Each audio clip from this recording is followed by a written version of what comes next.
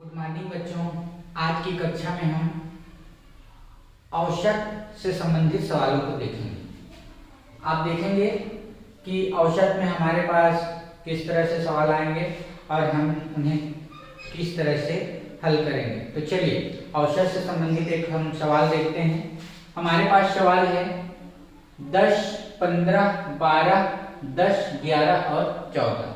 ये हमारे पास आंकड़े हैं और इन आंकड़ों से हमें औषध ज्ञात करना है। ठीक है, हमें आंकड़े दे दिए गए 10, 15, 12, 10, 11 और 14 और इन आंकड़ों से हमें औषध ज्ञात करना है। ठीक है, तो हमारे पास हम देखते हैं कि हमारे पास क्या चीजें हैं और हमें औषध ज्ञात करने के लिए उन्हें कैसे उपयोग में लाना है। तो ठीक है, चलो हल करना शुरू करते हैं। हल आंकड़े, हम देखेंगे कि हमारे पास आंकड़े क्या क्या हैं। ठीक है, तो उन आंकड़ों को हम लिख लेते हैं। आंकड़े हैं हमारे पास 10, 15, 12, 10, 11 और 14। पहली चीज ये कि हमें जरूरत होगी आंकड़ों की, तो हमने लिख लिया आंकड़े जो हमारे पास हैं उन्हें। और दूसरी बात, इन आंकड़ों की संख्या, आंकड़ों की संख्या, सरल सी बात है, ये आंकड़े कितनी संख्या में है, कितनी मात्रा में है उसे गिन लेते हैं। तो हो गया 1, 2, 3, 4, 5, 6। हमारे पास कुल 6 आंकड़े हैं, 10, 15, 12, 10, 11 और 14। ये कुल 6 आंकड़े हैं। तो औषध के लिए हमारे पास जो जरूरी चीजें हैं वह है, पहले हमारे पास आंकड़े होने चाहिए और दूसरी चीज उन आंकड़ों की संख्या जो यहीं से पता चलेगा। इन आंकड़ों को हम गिन लेंगे, वही आंकड़ों की संख्या है 1, 2, 3, 4, 5, 6 आंकड़े हैं। ठीक, अब औषध का जो सूत्र है उसे लिख लेंगे। औषध बराबर, औषध का सूत्र होता है आंकड़ों का योग।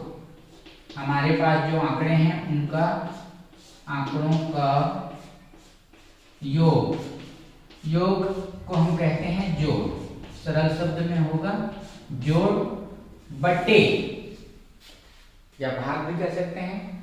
आंकड़ों का योग, ये जो आंकड़े हैं इनका योग बटे आंकड़ों की संख्या, आंकड़ों की संख्या। कितनी संख्या में आंकड़े हैं वह हमने यहाँ लिख लिया है। हमारे पास आंकड़ों की संख्या 6 है।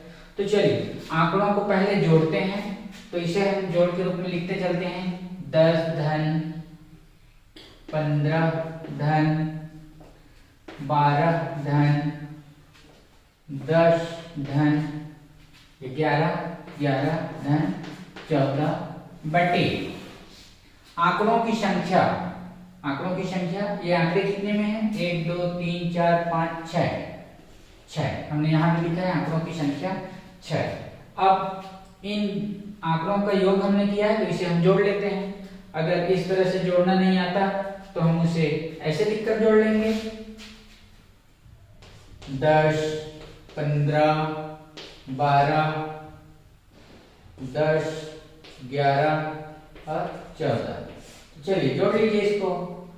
0, 5, 5, 2, 7, 1, 8, 4, 12 की 2, 1, 2, 3, 4, 5, 6, 7। यह हो गया, हमारे पास आंकड़े हो गए कितना, 72। तो लिख देते हैं 72 और यह बटा और यह 6।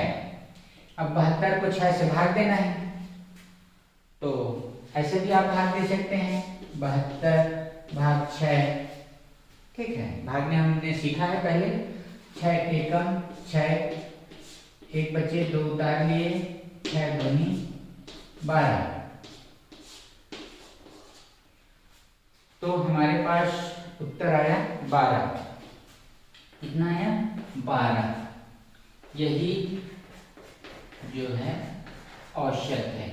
हमारे पास जो आंकड़े थे उसका औषध कितना आया, 12 आया।